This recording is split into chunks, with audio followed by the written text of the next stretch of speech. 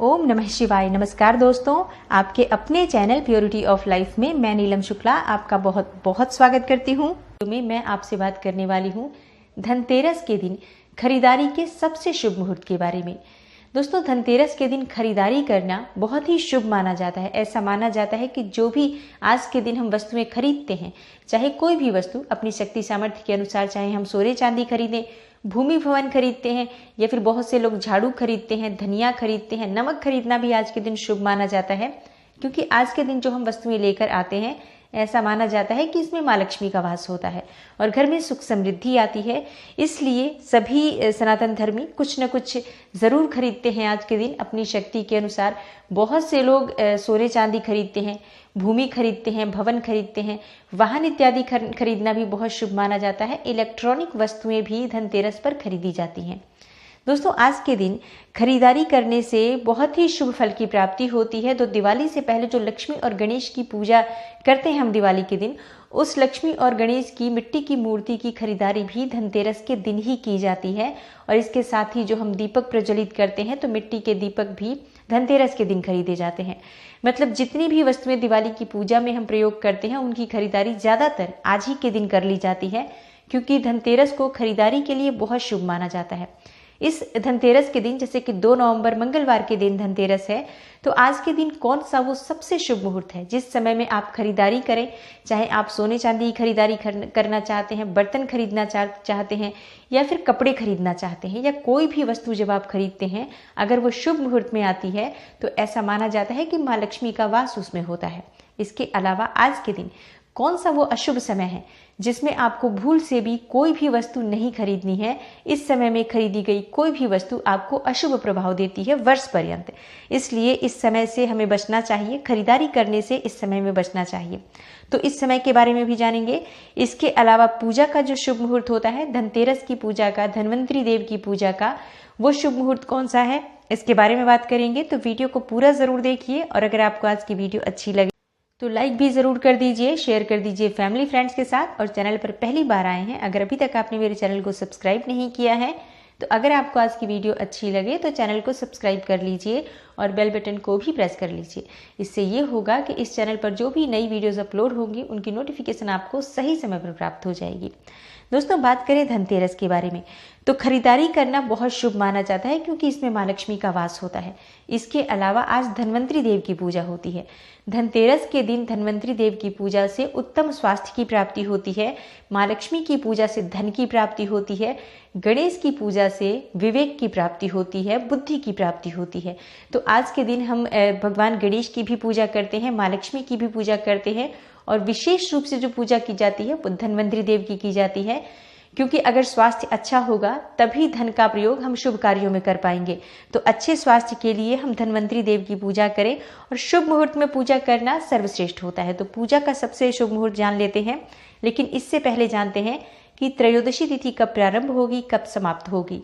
दोस्तों, त्रयोदशी तिथि साल 2021 में 2 नवंबर को 11:32 से प्रारंभ हो रही है प्रातःकाल में और समाप्त हो रही है 3 नवंबर को 9:02 पर प्रातःकाल। तो पूजा का जो शुभ मुहूर्त होगा वो क्या होगा, ये जान लेते हैं। दोस्तों, धनतेरस पर पूजा का जो शुभ मुहूर्त है, प्रातःकालीन पूजा का जो शुभ मुहूर्त है, वो सुबह 6:20 से लेकर सुबह 8:11 तक है। तो इस समय से पहले स्नान इत्यादि करके और हम धन्वंतरी देव की पूजा कर लेते हैं। सुबह शाम दोनों समय पूजा करनी चाहिए। जो नित्य पूजा भी करेंगे उस समय भी हम धन्वंतरी देव की पूजा कर लेंगे। और बहुत से लोग उसी समय चौकी स्थापित कर लेते हैं धन्वंतरी देव के लिए, एक विशेष चौकी जिस पर हम लाल कपड़ा बिछाकर या पीला कपड़ा बिछाकर धन्वंतरी देव की मूर्ति स्थापित करते हैं और उसके ऊपर एक दीप कलश प्रज्वलित करते हैं। अखंड दीप भी बहुत से लोग प्रज्वलित करते हैं, जो प्रातःकाल से लेकर और पूरे दिन, पूरी रात्रि यानी अगले सुबह तक जलता रहता है। आज से बहुत से लोग 5 दिन का दीपदान भी करते हैं पंचपर्व के रूप में, जैसे कि अखंड दीपक धनतेरस से शुरू करते हैं जलाना और भैया दूज तक ये दीपक प्रज्वलित रहता है। यानी 5 दिन का अखंड दीपक, जो समस्त मनोकामनाओं को पूर्ण करने वाला दीपक भी माना जाता है। तो जिस प्रकार से भी आप करना चाहें पूजा, लेकिन प्रातःकालीन पूजा आवश्यक होती है। उस समय में भी आप धन्वंतरी देव की पूजा करें, जो शुभ मुहूर्त मैंने आपको बताया। शाम की पूजा का शुभ मुहूर्त क्या होगा, प्रदोष काल की पूजा का शुभ मुहूर्त। दोस्तों, शाम की प्रदोषकालीन पूजा का शुभ मुहूर्त है 5:35 से लेकर रात में 8:11 तक। और शाम की पूजा का दूसरा जो मुहूर्त है वो वृषभ काल में है, क्योंकि स्थिर लग्न में लोग पूजा करते हैं जो शाम को 6:18 से लेकर रात्रि 8:14 तक है। इस समय में आप सोने चांदी भी खरीद सकते हैं, क्योंकि ये स्थिर लग्न है और इस समय में खरीदे गए सोने चांदी ऐसा कहा जाता है कि उसमें माँ लक्ष्मी स्थायी वास करती हैं। दोस्तों, मंगलवार को धनतेरस के दिन त्रिपुष्कर योग लग रहा है। त्रिपुष्कर योग क्या होता है पहले ये जान लेते हैं। दोस्तों, त्रिपुष्कर योग में किया गया कोई भी कार्य हमें 3 गुना लाभ देता है। मतलब किसी भी प्रकार का कार्य अगर आप अच्छा काम करते हैं तो भी आपको 3 गुना अधिक उसका फल प्राप्त होता है, और अगर आप गलती से भी इस समय में कोई गलती करते हैं, कोई गलत कार्य करते हैं, तो उसका भी आपको 3 गुना अशुभ फल प्राप्त होता है। मतलब त्रिपुष्कर योग में हमें किसी भी प्रकार के गलत कार्य करने से बचना चाहिए। और त्रिपुष्कर योग में जब हम खरीदारी करते हैं तो उसका बहुत शुभ फल प्राप्त होता है। जैसे मैंने आपको बताया 3 गुना लाभ की प्राप्ति होती है। तो इसलिए इस समय में आपको भूल से भी दवाइयां नहीं खरीदनी चाहिए। कोई भी ऐसी वस्तु ना खरीदें जो कि अनावश्यक हो, या कोई ऐसा कार्य ना करें जिसे कि आप बार बार करना नहीं चाहते हैं। तो त्रिपुष्कर योग का समय शुभ मुहूर्त में बता देती हूँ आपको, जिस समय में अगर आप सोने चांदी इत्यादि की खरीदारी करते हैं तो इसमें 3 गुना वृद्धि होती है। तो सुबह 6:06 से लेकर और दोपहर में मतलब सुबह ही 11:31 तक का जो समय है त्रिपुष्कर योग का समय है, इस समय में खरीदारी करें तो बहुत शुभ होगा। अगला जो शुभ मुहूर्त है अभिजीत मुहूर्त का शुभ मुहूर्त होता है, जो कि बहुत ही शुभ माना जाता है। किसी भी प्रकार के नए कार्य को करने के लिए, निवेश इत्यादि करना चाहते हैं या कोई भी खरीदारी आप इस समय में करते हैं तो बहुत शुभ होती है। और वो समय है 11:42 से लेकर और दोपहर में 12:26 तक का समय जो है वो अभिजीत मुहूर्त का समय है। ये बहुत शुभ मुहूर्त माना जाता है, तो आप इस समय में भी खरीदारी कर सकते हैं। और अगला जो शुभ मुहूर्त है खरीदारी के लिए विजय मुहूर्त है। विजय मुहूर्त में अगर आप खरीदारी करना चाहें तो दोपहर में 1:33 से लेकर और दोपहर में 2:18 तक का जो समय है, इस समय में भी आप खरीदारी कर सकते हैं।